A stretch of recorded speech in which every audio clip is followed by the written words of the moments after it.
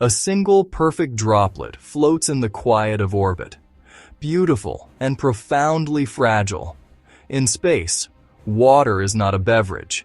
It is the habitat's lifeblood. One fractured seal, one clogged line, one slow, unnoticed leak.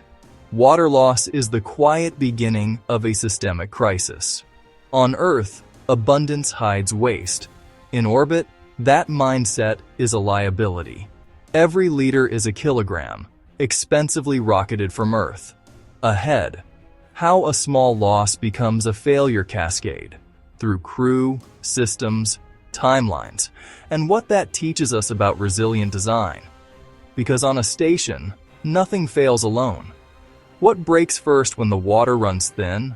The humans or the habitat? Every mission begins on a foundation of water, orchestrated in a closed loop. Planners account for every milliliter. Water rides in soft bladders and rigid tanks, distributed so one leak can't drain all. For 3 crew, several liters per person each day. Drinking, food, hygiene. A liter equals a kilogram, and thousands of dollars to orbit. Economics drives closed-loop recycling. The ISS harvests every source: urine, breath, sweat, rinse water.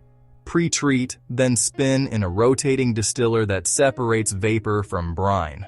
Vapor is catalytically polished and filtered until it exceeds Earth normal purity. But pumps, filters, and sensors make a web where any link can fail. Filters clog, pumps wear, sensors drift.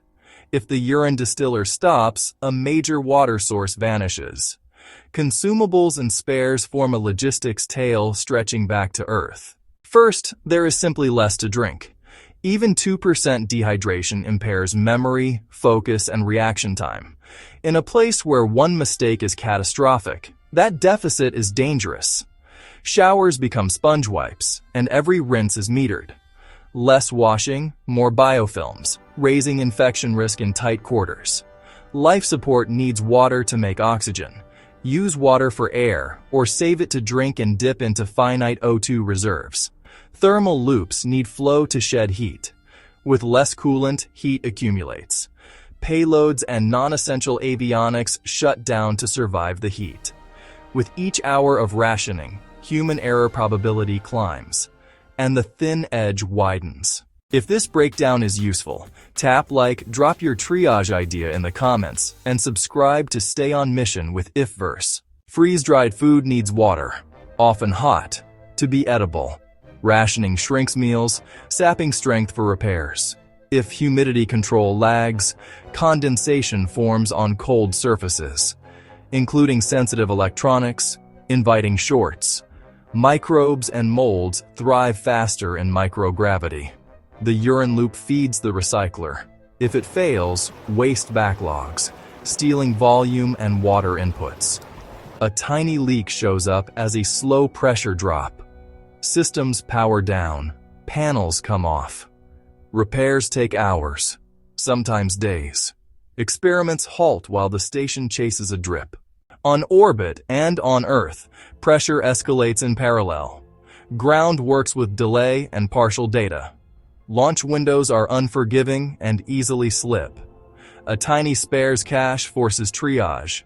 Patch a hidden hose or reroute through a thirstier backup line. Stress and fatigue amplify technical risk. Debating options consumes the one resource no mission can buy back: time.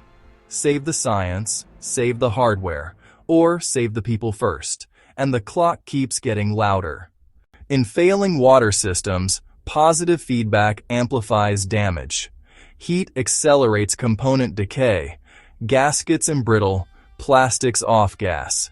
Corrosion seeds new leaks that feed the loop.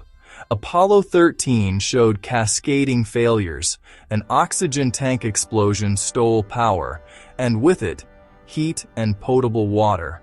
Freezing air condensed on panels, threatening the very electronics needed to get home.